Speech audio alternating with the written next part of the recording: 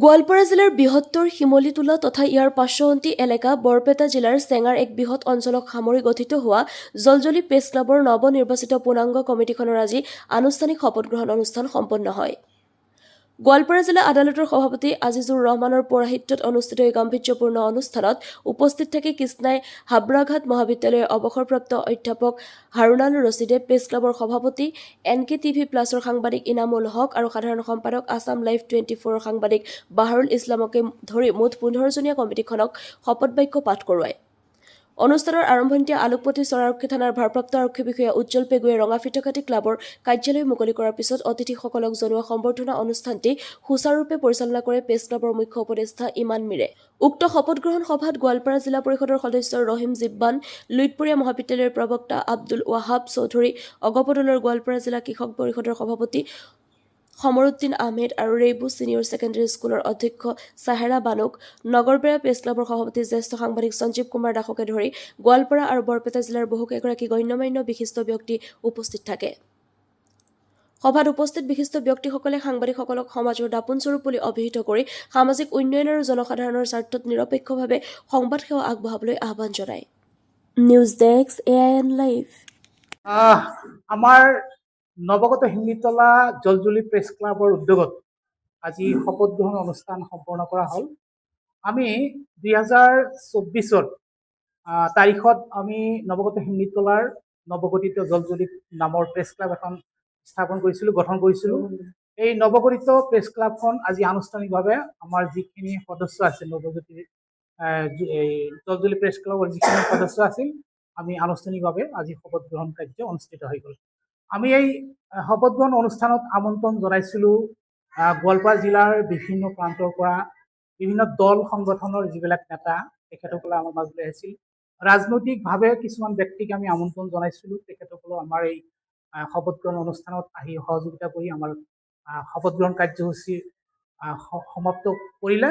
আমি তেখেতসকলক ধন্যবাদ জনাইছোঁ, যাতে অনাগত দিনত আমি এই নৱগঠিত যি জলজলি প্ৰেছ ক্লাব, এই প্ৰেছ ক্লাবৰ যিসকল কাৰ্যসূচী আমি হাতত ল'ম, আমি যাতে সকলোৰে সহায় সহযোগিতা কৰি আমাক সকলোৱে সহায় সহযোগিতা কৰাই পেলাই আমি যাতে বিভিন্ন কাম কাজত আমি আগভাগ ল'ব পাৰোঁ, তাৰ কাৰণে আমি অসমবাসী আমি সকলক ধন্যবাদ জনাইছোঁ।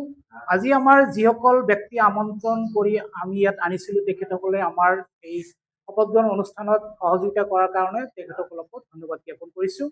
ভৱিষ্যতে ইয়াৰ পিছতে আমি বাৰ্ষিক কিছু কাৰ্যসূচী আমি হাতত ল'ম। সমাজৰ কিছুমান দুৰ্নীতি আৰু কিছুমান অসামাজিক কামৰ বিৰুদ্ধে আমি এই প্ৰেছ ক্লাবৰ উদ্যোগত কিছু কাৰ্যসূচী, সজাগতামূলক কাৰ্যসূচী আমি হাতত ল'ম। আমি তেনে ক্ষেত্ৰতো আমি সমাজৰ যিসকল বিশিষ্ট ব্যক্তি আছে তেখেতসকলক আমন্ত্ৰণ জনাম। ৰাজনৈতিক সামাজিক যিসকল ব্যক্তি জড়িত আছে তেখেতসকলক আমন্ত্ৰণ জনাই আমি যাতে অনাগত সময়ত আমাৰ সমাজখন এখন মুক্ত, এখন ভাল সমাজ আমি গঢ়িব পাৰোঁ, যাতে আমাৰ এই প্ৰেছ ক্লাবখন সমগ্ৰ অসমতে যাতে নামটো জিলিকি থাকে। আৰু আমাৰ প্ৰতিটো কাৰ্যসূচী যাতে সমাজৰ যিসকল ব্যক্তি সমাজ বিৰোধী, যিসকল সমাজৰ অসামাজিক কামৰ লগত জড়িত থাকে, তেখেতসকলৰ বিৰুদ্ধে যাতে আমি শুদ্ধ আৰু ভাল বাতৰি পৰিৱেশন কৰিব পাৰোঁ। আমি যাতে সদায় সত্যনিষ্ঠভাৱে আমি সংবাদ কৰ্মীসকলক আগুৱাই যাব পাৰোঁ, সেয়ে সকলোকে আমাক যাতে আশীৰ্বাদ কৰে, সেই কামনা কৰি আজিৰ এই শপত গ্ৰহণ অনুষ্ঠানটো আমি শান্তিপূৰ্ণভাৱে সমাপ্ত কৰিছোঁ। আজি নৱগঠিত জলজলি প্ৰেছ ক্লাবৰ সদস্যবৃন্দক মোৰ ব্যক্তিগত ফালৰ পৰা ধন্যবাদ জনাইছোঁ। লগতে আমাৰ এই অঞ্চলত, এই শিমলীতলা অঞ্চলত প্ৰেছ ক্লাবটো গঠন কৰাত আৰু এবাৰ তেখেতলৈ মই আৰু ধন্যবাদ জনালোঁ যে এই অঞ্চলৰ উন্নয়নৰ মাপকাঠি আপোনালোকে এই অঞ্চলৰ উন্নয়নৰ দিশত আপোনালোকে আগবঢ়াই লৈ যাব। যদিও আমি ৰাজনৈতিক কৰ্মী, আমি আপোনালোকৰ পিছে আগবাঢ়ি যাম, আপোনালোকে আমাৰ আগে আগবাঢ়ি যাব লাগিব। ইয়াত ভালটো ভাল ক'ব লাগিব, বেয়াটো বেয়া ক'ব লাগিব, তেহে এই অঞ্চলৰ উন্নয়নমুখী হ'ব, নহ'লে কেতিয়াও নহয়। এইটো আপোনালোকৰ ওপৰত আশাবাদী। আৰু এই অঞ্চলৰ প্ৰেছ ক্লাবলৈ মোৰ অশেষ ধন্যবাদ থাকিল যে তেখেতে যেন এই অঞ্চলৰ উন্নয়নৰ মাপকাঠি বা বাটকটীয়া আৰু হিচাপে আমি তেখেতক শুভেচ্ছা জনাইছোঁ। জলজলি প্ৰেছ ক্লাবৰ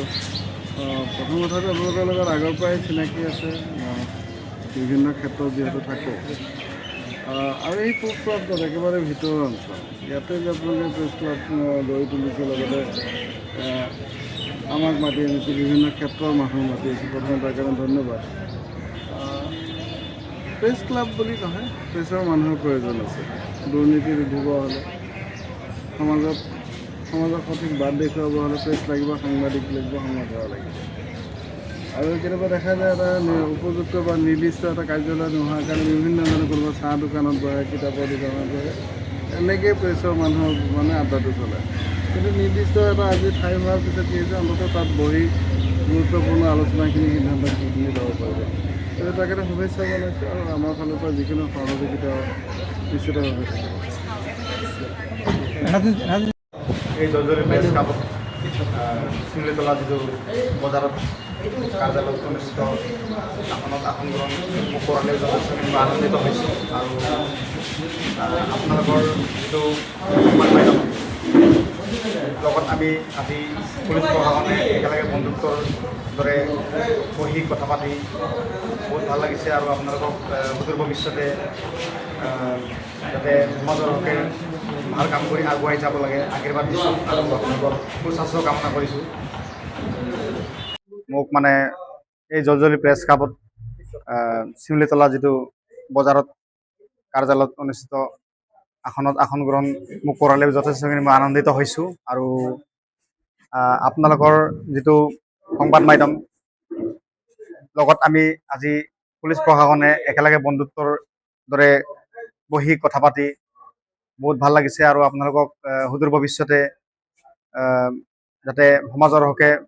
ভাল কাম কৰি আগুৱাই যাব লাগে আশীৰ্বাদ দিছোঁ আৰু আপোনালোকৰ সুস্বাস্থ্য কামনা কৰিছোঁ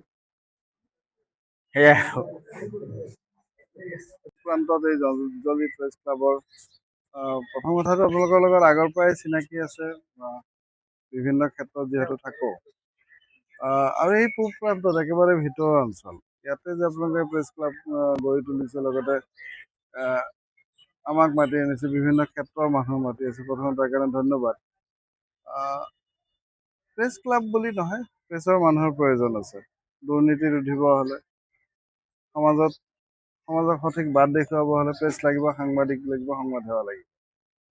আৰু কেতিয়াবা দেখা যায় এটা উপযুক্ত বা নিৰ্দিষ্ট এটা কাৰ্যালয় নোহোৱাৰ কাৰণে বিভিন্নজনে কোনোবা চাহ দোকানত বহে কিতাপৰ দোকানত বহে এনেকৈয়ে প্ৰেছৰ মানুহৰ মানে আড্ডাটো চলে কিন্তু নিৰ্দিষ্ট এটা আজি ঠাই হোৱাৰ পিছত কি হৈছে অন্ততঃ তাত বহি গুৰুত্বপূৰ্ণ আলোচনাখিনি সিদ্ধান্তখিনি ল'ব পাৰিব গতিকে তাৰ কাৰণে শুভেচ্ছা জনাইছোঁ আৰু আমাৰ ফালৰ পৰা যিকোনো সহযোগিতা নিশ্চিতভাৱে থাকিব যিকোনো খবৰ আৰু বিজ্ঞাপনৰ বাবে যোগাযোগ কৰক 7896121996